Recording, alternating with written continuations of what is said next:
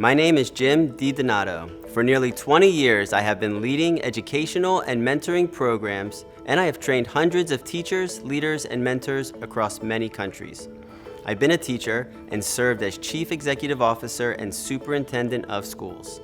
I understand that working with youth means helping them develop respect, values, pride in self, and pride in community.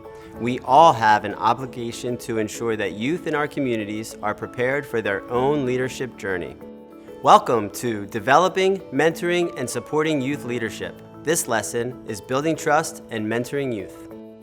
In this lesson, we will define mentorship and the role of a mentor. We will look at how to construct a trusting mentor-mentee relationship for mentoring youth.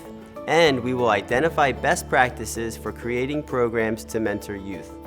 Simply stated, mentors are role models. Research shares that the presence of positive adult role models are the building blocks for healthy youth development. It is the role model's responsibility to be a positive citizen and want to make a difference in the community. To understand the individual nature of youth in their learning, thinking, gifts, emotions, and even in the completion rate of an activity or a project. To understand youth development. Many youth are more instinctual than they are intuitive, and this affects behaviors, impulses, and decision-making. To understand childhood trauma and how trauma affects relationships. And to be reflective. Be open to feedback from adults and youth so you can improve each and every day. Mentoring provides an alternative for youth whose parents are unable to fulfill a mentoring role and serves as an additional resource for youth whose parents are engaged in their lives. Mentoring is particularly effective for youth who have environmental risk factors such as poverty. A mentor is uniquely positioned to help a young person navigate school, life transitions, work, or career training. That is, if mentoring is done well. Around the world, there are many mentoring programs that fail each year. Mentoring programs that fail can have detrimental effects to the youth instead of the positive gains it was designed to establish. My goal is to help you identify, to get into, and to practice within that space where mentoring is optimal, where teaching is optimal, and where learning is optimal. The optimal mentoring space is a safe space for youth to learn and grow together. It is a space where youth can fail forward, and it is a space that provides a sense of belonging, clear relationship boundaries, and agreed upon expectations and goals. Remember, you are mentoring the next generation of leaders. They want to and they seek to look up to leaders. Defining mentorship and mentors. Mentoring is a form of leadership. And like leaders, mentors are influencers. A good leader influences everything he or she touches. But also remember that the leader, in this case the mentor, is influenced by many things. By family, friends, education, pop culture, religion, economy, and government. Be mindful that your influences do not affect the child, but rather you influence the child to influence others in a positive manner. Mentoring is a process. Mentors need patience. The key to the process is that you recognize you are building leaders of today for the future of tomorrow, but not only for tomorrow, because youth can make a great impact in their community now. In this process, we recognize that leaders are not born, they are developed, and every person is a leader, whether it is a parent, neighbor, community leader, custodian, or president. Mentor on the small things and the big things. Those you mentor will remember those small teachings later when they're facing big challenges. Mentors are navigators. Mentors show the way. Youth are dependent on mentors for direction, so you need to make sure you chart a good course. Mentors are servant leaders. Servant leaders share power.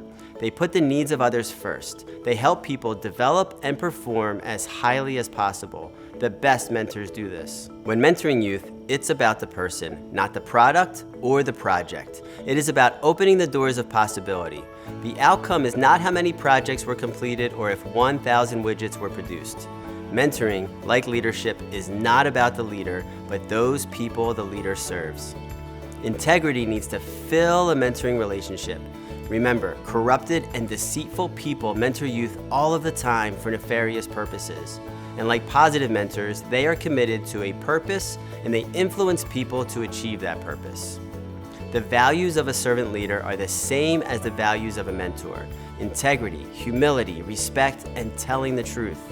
Mentors are committed to a purpose, and they influence mentees to achieve the same purpose through well-determined expectations and an overall goal to impact the community in a positive manner, today and for the future. Now, let's talk about creating a plan for mentoring youth. Mentoring youth is both an art and a science. The science is the knowledge, the art is the performance. Both require a lot of practice. Youth need explicit teaching. Teach rules explicitly, teach expectations explicitly, and teach boundaries explicitly. Don't expect them to happen naturally. Teach them, model them, then let them try. Don't be scared to let your mentees try and fail. The best mentoring comes through supporting youth through failure. There is time for exploration and wonder and investigation, but the most important things need to be taught explicitly. Youth think differently and problem solve differently and perceive information differently than adults. This is important. Pedagogy is the practice of teaching youth, while andragogy is the practice of teaching adults. There are thousands of books written about pedagogy and hundreds more about andragogy. If you know both, you will be able to successfully instruct children and adults.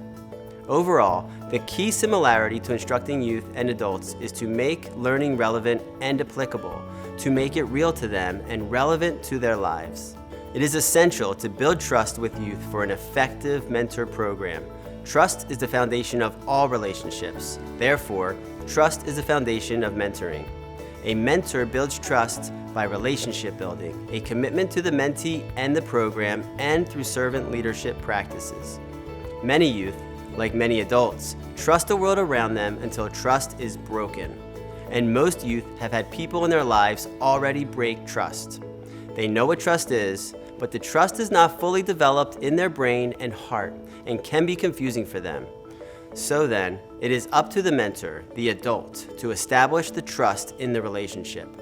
Trust and broken trust are internalized. It may be internalized as a specific event, or it may be internalized as a generalized event. We don't know how each child internalizes the broken trust, and most likely, they can't express themselves maturely enough to tell you. When building trust, it is important to listen carefully and value the ideas of your mentees, to allow youth a safe space to share information, to follow through every time and always do what you say you will do, to be consistent and committed, and to never communicate out of emotion. Make your emotion purposeful. Be purposeful in your high pitch and your low pitch, in your loud and your soft, in your approval and disapproval, but never lead with your emotions. Again, in order to achieve purpose, the mentor needs followers. Without trust, there are no followers. Overall, there are 3 qualities effective mentors share: instructional, interpersonal, and ethical. Instructional qualities means that mentors must know their stuff. This is the science of mentoring and the science of the mentoring program. Interpersonal qualities means mentors must study soft skills. These are the relational skills, things like fairness, listening, tolerance, caring kindness, and being approachable. Ethical qualities means mentors must know and practice right from wrong. Trust from the entire community comes through your ethical qualities. The last part of the lesson is designed to help mentors gain best practices for a successful youth mentoring program. As a mentor, you should establish a safe environment. It is important that protocols are in place to protect yourself, the youth, the family, and the community. Have well-designed procedures in place and be structured. Have clearly defined and articulated goals and expectations. Include a level of flexibility to accommodate diversity of the youth, including age, gender, family dynamic, economic hardship, religion, ethnicity, and traditions. Incorporate activities that facilitate relationship building.